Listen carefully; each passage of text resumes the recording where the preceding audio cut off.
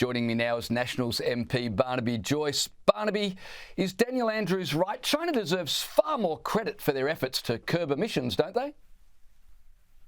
It's so absurd. I don't know whether it's pathos.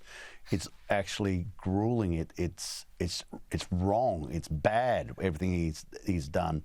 First of all, China is currently under construction 275 gigawatts of coal-fired power. We only have 22 in total in Australia. So spare me this idea that they're out of coal. They're expanding their coal fleet every day massively.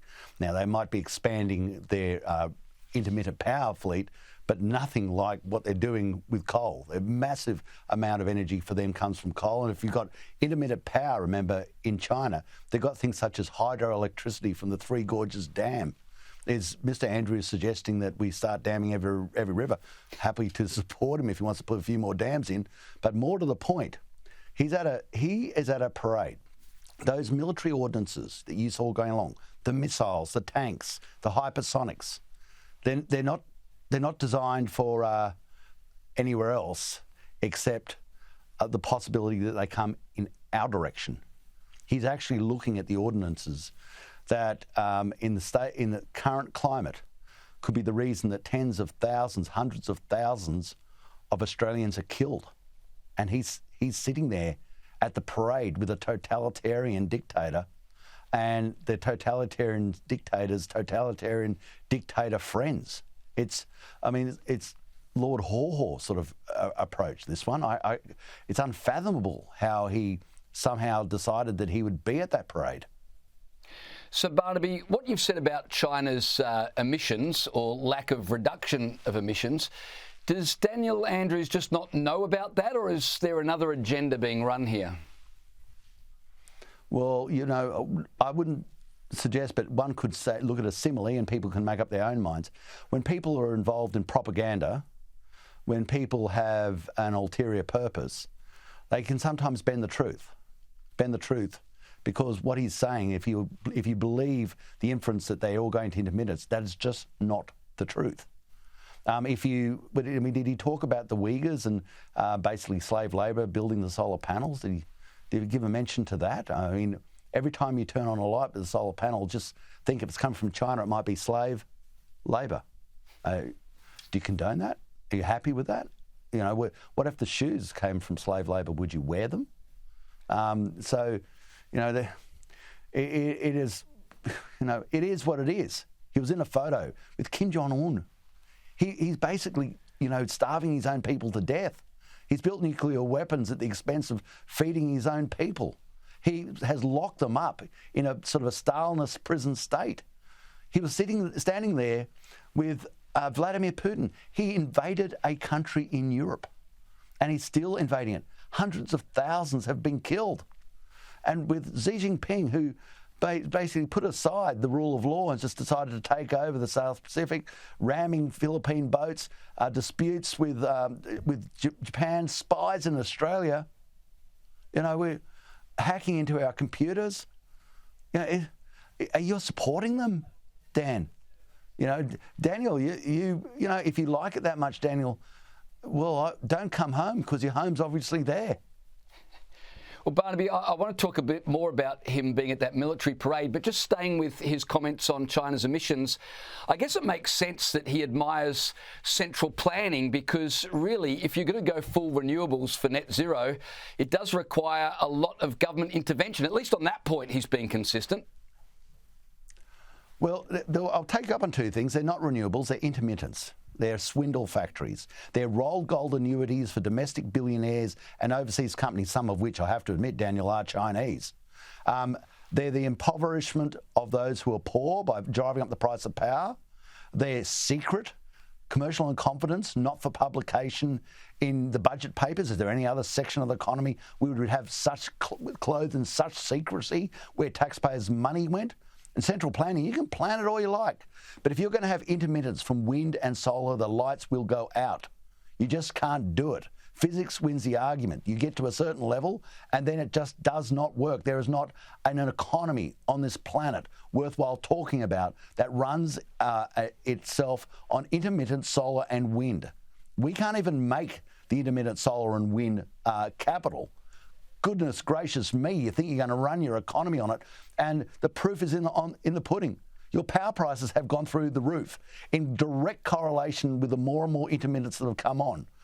You have had record insolvencies in small business. You are putting poor people out of their house. You have a cost of living crisis. You have deindustrialised this nation down to 2 oil refineries. Our steel industry is on its knees. Plastics industry is gone. Urea industry is gone. Industrial glass is gone. Aluminium is on its knees. You don't have to prove anything, Mr. Daniel. It's not the biblical Daniel, it's the disastrous Daniel. Barnaby, as you well know, politics is a muddy business. Issues are rarely black and white. But let's be honest, the question of whether or not it's appropriate or even remotely wise for the former Victorian Premier to have attended the Communist Party military parade and pose for photos with the West's sworn enemies, well, that one's, I would say, about as complicated as a stop sign. Even Senator Jackie Lambie gets it. I have to ask, when he fell down the stairs, not only did he damage his back, did he actually do something to his head? I mean, what is he thinking? And I have to say this. If Home Affairs isn't going through him with a fine tooth comb, then they bloody well should be. It's sitting on a very fine back. What sort of person, where is his political judgment or human judgment, because he's not in politics anymore, where's his human judgment would think that you should be standing in a photo like that? I don't know, maybe everyone in Labor has hit their heads. Dan Andrews' protege and current Victorian Premier, Jacinta Allan, refused outright to criticise her mate for hobnobbing with dictators. In fact, she praised his attendance in Beijing, saying it was good for Victoria. She released this statement saying, "It's good for Victoria that Daniel Andrews is held in such high regard by the people of China. Victoria is an old friend of China, and these connections are so valuable for our state." And then there was Victorian Transport Minister Gabrielle Williams. She didn't have an opinion on the ethics of sidling up to dictators. She was just relieved that she didn't get an invite, which I think is a polite way of saying, thank God I didn't have to choose. This is not an event that I would likely be invited to, nor is it one that I would attend personally. But in saying that, this is a decision that Dan has made as a private citizen, and it is one that he is the only person that should appropriately speak to. Well, Barnaby, what about Federal Minister for Industry Ted Ayres? Surely he understood a Labor luminary should not be posing for photos with Putin and Kim Jong-un. We are focused not on headlines and press releases, but on acting carefully and consistently in a way that is calibrated to serve Australia's national interest, not hot gossip and headlines. Yes, focused on the national interest, with nothing to say about how Dan Andrews being in Beijing might affect the national interest. Coward. But what about Prime Minister Anthony Albanese? Surely he would bring some moral clarity, some gravitas, some leadership to the issue. Asked for his opinion, here's how he responded in Parliament today. They are delulu, Mr Speaker. I am not responsible for what every Australian citizen does. What I'm responsible for, is what members on my left is what our government does. Barnaby, the absolute inability for anyone from Labor to come out and say what you said earlier, that Dan Andrews was wrong to be there, is just astonishing. What conclusion should we draw? Well, the problem is, Mr Albanese, Prime Minister of Australia, you are responsible for commentary on what your views are on what Dan Andrews has done. And what they can't get themselves to say is, I condemn the actions of Dan Andrews. He is neither a representative nor his government, nor do I condone any Australians' actions that would stand in a photo shoot with people responsible for the deaths of God knows how many hundreds of thousands of people between them. I mean, surely that's not too hard to say. And that is the problem. They can't say it. And this unwritten law, this sort of subterranean context of this tribalism says that, no, the bleeding obvious that everybody knows is wrong. They can't let those words pass Mr Albanese's lips, Ms Allan's lips, and Mr Ayres' lips. They just can't say it. And this goes to show what an absolute farce, the authenticity and honesty and transparency. And basically, you know, the Australian people just want you to say the bleeding obvious. And why can't you come out and say, look, I've known Daniel for a long while, but I am absolutely disgusted by his actions, and he shouldn't have done that. And I'm afraid that there are times even friends have to disagree. And on this instance, I fervently disagree, and I find it abhorrent that he would stand in that photo. And if he just did that, then people say, OK, we move on.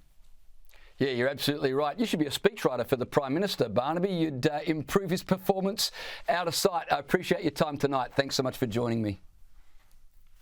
My pleasure.